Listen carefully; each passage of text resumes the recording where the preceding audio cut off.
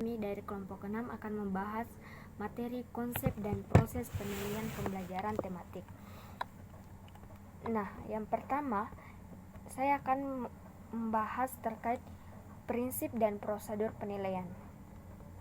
Penilaian dalam pembelajaran tematik adalah suatu usaha untuk mendapatkan berbagai informasi secara berkala, berkesinambungan, dan menyeluruh tentang proses dan hasil pertumbuhan dan perkembangan yang dicapai oleh anak didik melalui program kegiatan belajar.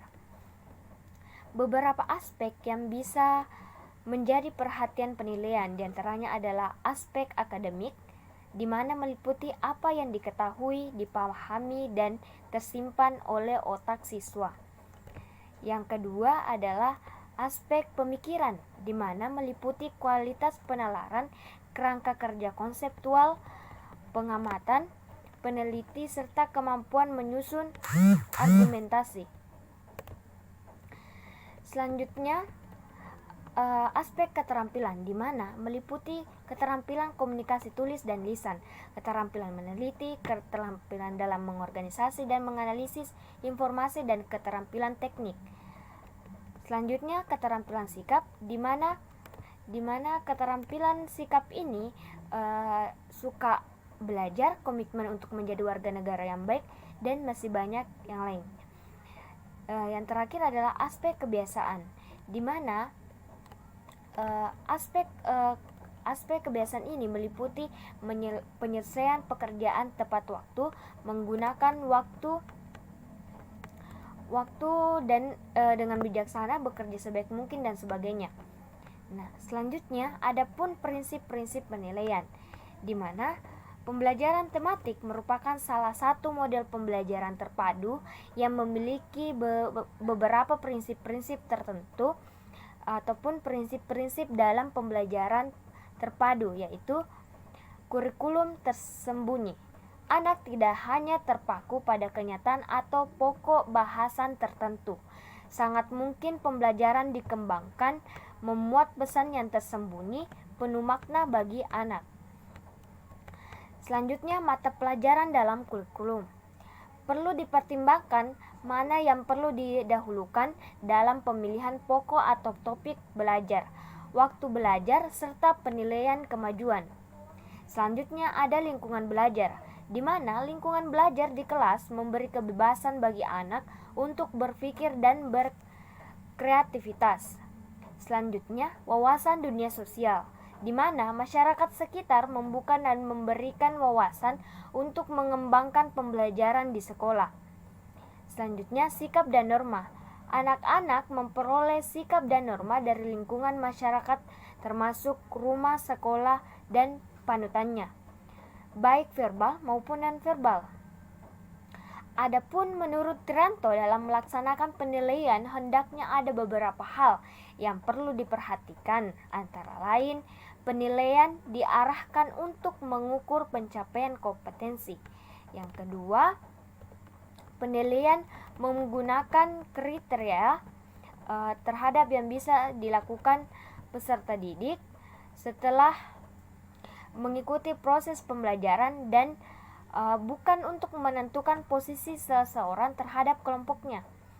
Selanjutnya, sistem yang direncanakan adalah sistem penilaian yang berkelanjutan dalam artian semua indikator ditagih, kemudian hasilnya dianalisis untuk menentukan kompetensi dasar yang telah dimiliki dan yang belum, serta untuk mengetahui kesulitan peserta didik. Selanjutnya, ada hasil penelitian dianalisis untuk menentukan tindak lanjut, di mana tindak lanjut ini berupa perbaikan proses pembelajaran berikutnya, program remedi bagi peserta didik yang pencapaian di bawah kriteria ketuntasan atau KKM, dan program pengayaan bagi peserta didik yang telah mencapai kriteria ataupun ketuntasan. Selanjutnya, ada sistem penilaian harus disesuaikan dengan pengalaman belajar yang ditempuh dalam proses pembelajaran. Nah, lebih lanjut dapat dijelaskan prinsip-prinsip penilaian yang secara keseluruhan harus memperhatikan beberapa hal melaksanakan penilaian antara lain berorientasi pada kompetensi, di mana artinya menentukan apakah siswa telah mencapai kompetensi yang dimaksud dalam kurikulum. Yang kedua, menyeluruh. Penilaian hendak menilai siswa secara menyeluruh, mencakup semua aspek perilaku, yakni kognitif, afektif, dan psikomotorik. Yang ketiga, valid. Penilaian harus dapat memberikan informasi yang akurat tentang hasil belajar siswa. Yang keempat, adil dan terbuka. Penilaian harus adil terhadap semua siswa dan semua kriteria dan pengambilan keputusan harus jelas dan terbuka bagi semua pihak. Selanjutnya, mendidik. Penilaian merupakan penghargaan bagi siswa yang berhasil dan sebagai pemicu bagi siswa yang kurang berhasil. Selanjutnya ada menyeluruh. Penilaian dilakukan dengan memanfaatkan berbagai teknik dan prosedur untuk mengumpulkan berbagai bukti hasil belajar siswa yang meliputi aspek kognitif, afektif, dan psikomotorik. Selanjutnya berkesinambungan. Penilaian hendaknya dilakukan secara terencana dan terus-menerus. Selanjutnya ada bermakna. Penilaian yang dihasilkan diharapkan benar-benar menggambarkan perilaku yang sesungguhnya dari siswa, karena tidak ada satupun bentuk penilaian yang dapat menghadirkan gambar yang otentik, maka diharapkan guru menggunakan berbagai bentuk penilaian. Untuk melaksanakan penilaian secara afektif, perlu diperhatikan beberapa karakteristik yang melekat dalam suatu penilaian. Yang pertama, mudah dilaksanakan.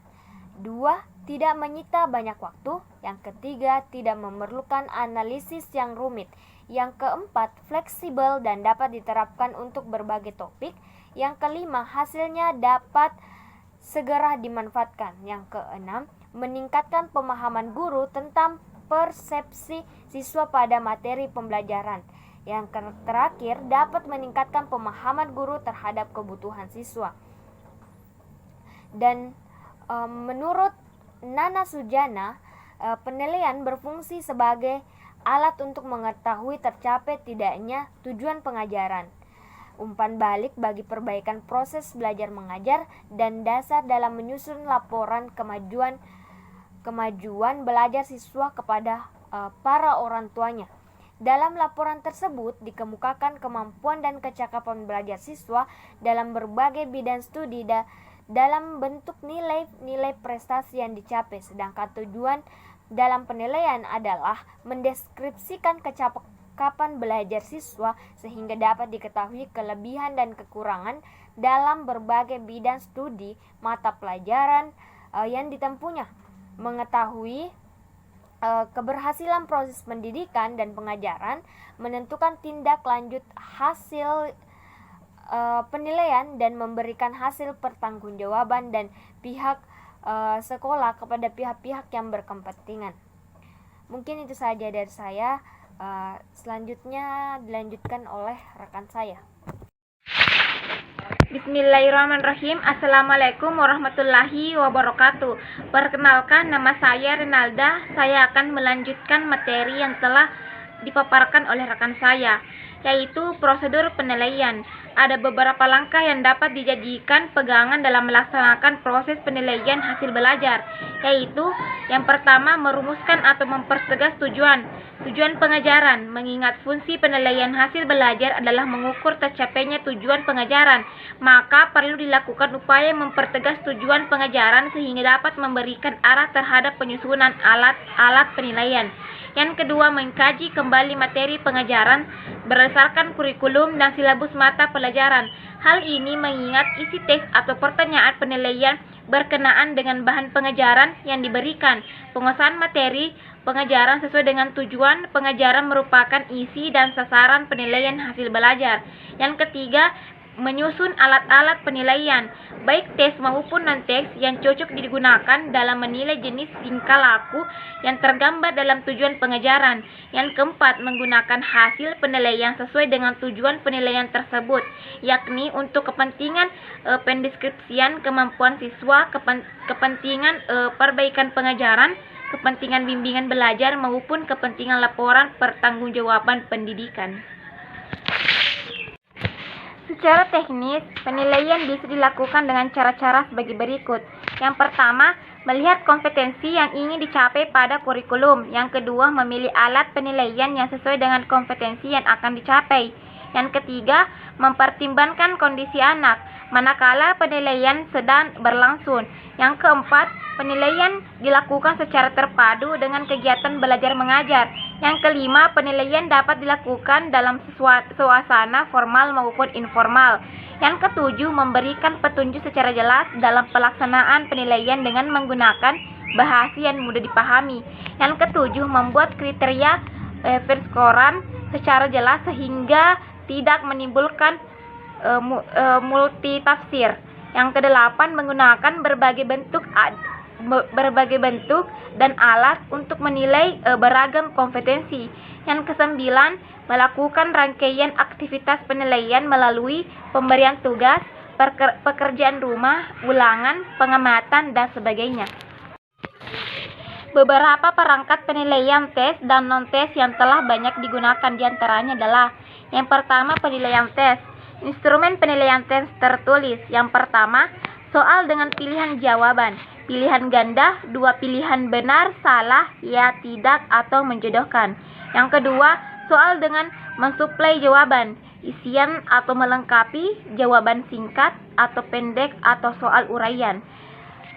Dalam menyusun instrumen penilaian tertulis, perlu dipertimbangkan hal-hal sebagai berikut.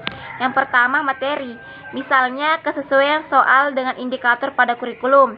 Yang kedua, konstruksi, misalnya rumusan soal atau pertanyaan harus jelas dan tegas.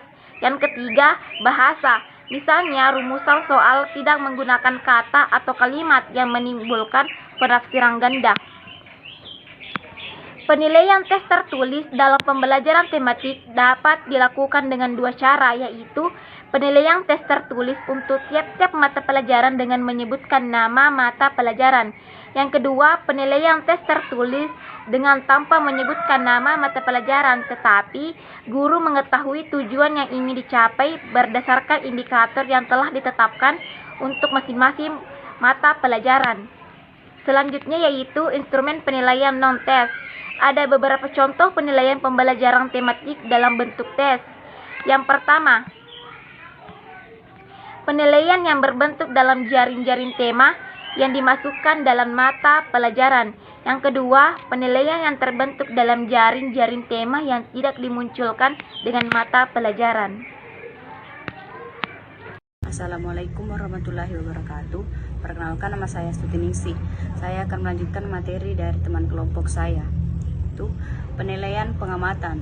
Pengamatan adalah proses penilaian dengan cara mengamati, mencatat secara sistematis terhadap tingkah laku peserta didik di dalam kelas maupun di luar kelas. Sebagai alat evaluasi, pengamatan dipakai untuk menilai minat, sikap, dan nilai-nilai yang terkandung dalam diri peserta didik dan melihat proses kegiatan pembelajaran baik individu maupun kelompok. Kedua, penilaian portofolio. Karakteristik portofolio sebagai penilaian adalah merupakan hasil karya siswa yang berisi kemajuan dan penyelesaian tugas-tugas secara terus-menerus dalam usaha pencapaian kompetensi pembelajaran, mengukur setiap prestasi siswa secara individual dan menyadari perbedaan antar siswa, merupakan pendekatan kerjasama, mempunyai tujuan untuk menilai diri sendiri, memperbaiki dan mengupayakan prestasi, mempunyai adanya berkaitan dengan antara penilaian dan pembelajaran. B. Langkah-langkah penilaian portofolio. Agar portofolio menjadi bagian integral dari kegiatan pembelajaran di kelas, portofolio harus direncanakan dengan hati-hati. Langkah-langkah yang dapat ditempuh yaitu memberi keyakinan kepada siswa bahwa portofolio merupakan milik mereka, supaya siswa terlibat dalam kerja aktif dan mendorong mereka untuk menilai dirinya sendiri. Meyakinkan bahwa portofolio merupakan milik dan upaya bukan sekedar mengumpulkan hasil kerja supaya mendapat nilai yang baik. Kemudian yang kedua, menentukan contoh kerja apa yang akan dikumpulkan. Berbagai contoh kerja dapat dikumpulkan. Guru dapat memilih contoh kerja yang memudahkan mereka terlihat perkembangannya ataupun kemajuan siswa dalam mencapai kompetensi tertentu. Yang ketiga, mengumpulkan dan menyimpan hasil kerja. Guru dapat mengajak siswa untuk menempatkan dan menyimpan kumpulan hasil kerjanya. Karya setiap siswa dapat dirampung dalam sebuah map. Keempat, menyusun rubrik supaya guru dapat menilai dengan adil karya siswa. Guru perlu membuat rubrik yang memuat kriteria karya yang diharapkan. Kelima, menyusun jadwal. Perlu dilakukan penjadwalan, misalnya berapa kali seminar dilakukan dan kapan. Demikian pula dengan penyelenggaraan pameran atau display. Keenam, melibatkan orang tua siswa.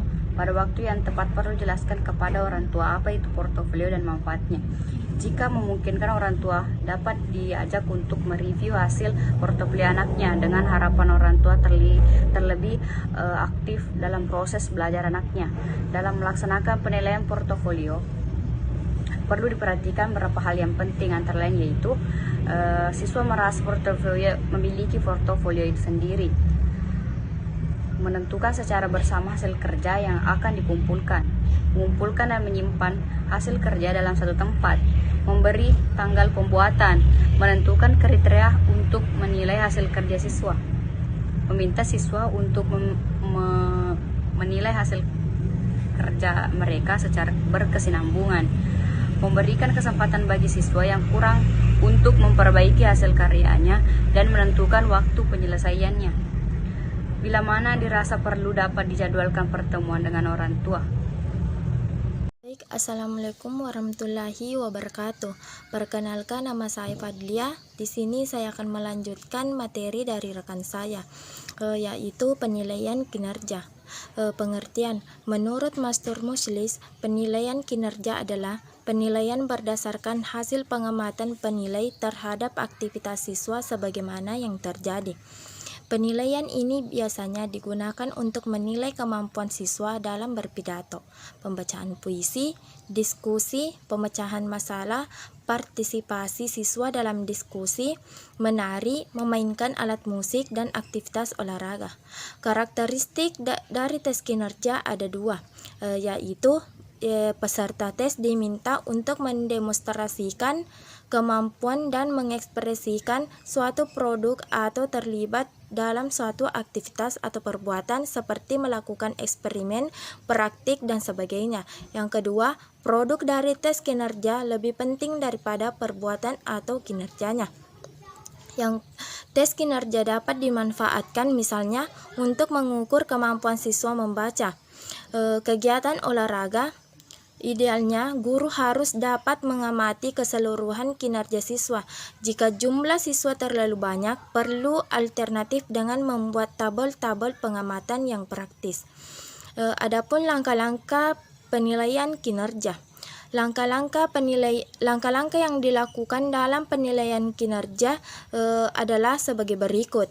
Yang pertama, mengidentifikasi semua aspek penting.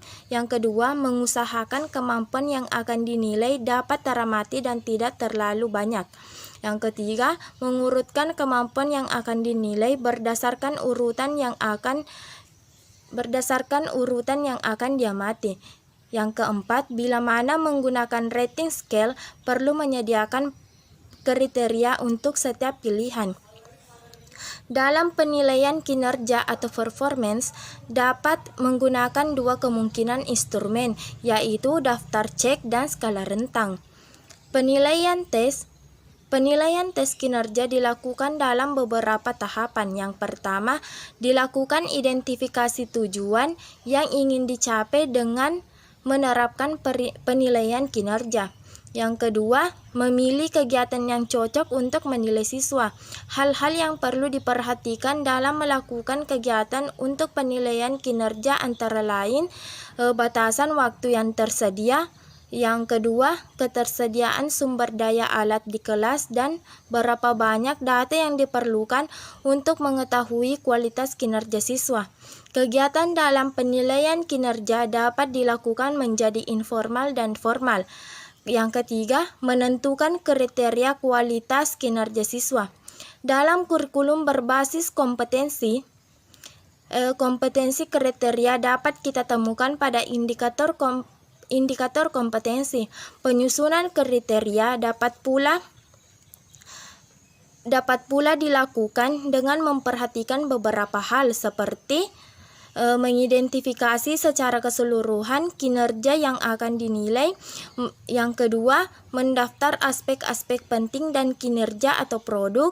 Yang ketiga, membatasi jumlah kriteria yang dapat diamati. Yang keempat, menyatakan kriteria dalam bentuk karakteristik produk atau kelakuan siswa yang dapat diamati. Dan yang kelima, menyusun kriteria agar dapat diamati dengan relatif. Keempat, menyusun rubrik kinerja. Penilaian kinerja tidak memiliki kriteria benar salah, melainkan ingin mengetahui derajat kesuksesan atau kualitas. Yang kelima, menilai kinerja. Beberapa teknik yang dapat digunakan dalam menilai kinerja antara lain pendekatan kinerja terdapat dalam checklist, pendekatan naratif, dan pendekatan skala rating dalam standar, dan yang terakhir metode hafalan. Adapun penilaian sikap, pengertian. Penilaian sikap sebagai penilai terhadap perilaku dan keyakinan siswa terhadap suatu objek, fenomena, atau masalah. Penilaian ini dapat dilakukan dengan cara antara lain yang pertama, observasi perilaku. Yang kedua, pertanyaan langsung, dan yang ketiga, laporan pribadi. Ranah efektif berkenaan dengan sikap dan nilai. Tipe hasil belajar afektif tampak pada siswa dalam berbagai tingkah laku seperti perhatiannya terhadap pelajaran, disiplin, motivasi belajar, menghargai guru dan teman sekelas, kebiasaan, dan hubungan sosial.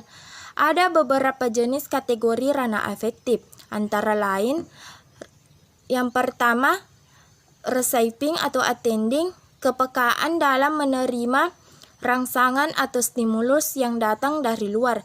Yang kedua, responding, reaksi yang diberikan oleh seseorang terhadap stimulus yang datang dari luar. Yang ketiga, valuing, berkenaan dengan menilai dan kepercayaan terhadap stimulasi. Yang keempat, organisasi, pengembangan nilai ke dalam suatu sistem organisasi. Dan yang kelima, karakteristik nilai atau internalisasi nilai. Keterpaduan semua sistem nilai yang telah dimiliki seseorang yang mempengaruhi pola kepribadian dan tingkah lakunya. Adapun langkah-langkah penilaian sikap atau afektif. Banyak teknik yang dikembangkan untuk menilai afektif, namun yang sering digunakan adalah memanfaatkan skala Likert. Langkah-langkah dalam menyusun skala Likert antara lain sebagai berikut. Yang pertama, variabel afektif yang akan diukur. Yang kedua, membuat beberapa pernyataan tentang variabel efektif yang dimaksudkan. Yang ketiga, mengklasifikasikan pertanyaan positif dan negatif. Yang keempat, menentukan fase atau angka yang dapat menjadi alternatif pilihan. Misalnya, SE sangat setuju, S sama dengan setuju, T sama dengan tidak setuju, dan ST sama dengan sangat tidak setuju. Yang kelima, menyusun pernyataan dan pilihan jawaban menjadi sebuah alat penilaian. Yang keenam, melakukan uji coba. Yang ketujuh, mengidentifikasi dan membuang butir-butir pernyataan yang kurang baik. Yang kedelapan, melaksanakan penilaian afektif. Dalam penilaian afektif, guru tentunya mengharapkan agar siswa merespon skala Likert secara sungguh-sungguh agar tidak terjadi kendala dalam menentukan respon sesuai dengan kondisi sebenarnya. Siswa tidak perlu mencantumkan namanya dalam lembar penilaian afektif. Adapun penilaian produk, pengertian. Penilaian hasil kerja atau produk merupakan penilaian kepada siswa dalam mengontrol proses dan memanfaatkan atau menggunakan bahan untuk menghasilkan sesuatu. Kerja praktik atau kualitas estetik dari sesuatu yang mereka produksi. Contohnya kerja artistik, menggambar, melukis, kerajinan, makanan, pakaian, produk yang terbuat dari kayu, metal, plastik, dan keramik. Penilaian produk menilai siswa dalam yang pertama bereksplorasi dan mengembangkan gagasan dalam mendesain. Yang kedua, memilih bahan-bahan yang tepat. Yang ketiga, menggunakan alat. Yang keempat, menunjukkan inovasi dan kreasi. Dan yang kelima, memilih bentuk dan gaya dalam karya seni. Adapun langkah-langkah penilaian produk. Penilaian produk didesain dengan langkah-langkah berikut. Pertama, membuat perencanaan dengan berangkat dari kenyataan tentang apakah Anda akan menilai tahap persiapan, produksi, dan refleksi. Bagaimana Anda secara spesifik membuat kriterianya. Yang kedua, membuat pencatatannya, yaitu metode yang digunakan orang yang akan menilai, kriteria penilaian, dan tingkat keajeknya. Ketiga, pelaporan, yaitu menentukan tingkat kemampuan anak dengan suatu perspektif dari penilaian. Dari penilaian dapat diarahkan pada penilaian hasil akhir dan atau penilaian proses. Baik, itulah materi dari kami. Sekian dan terima kasih. Assalamualaikum warahmatullahi wabarakatuh.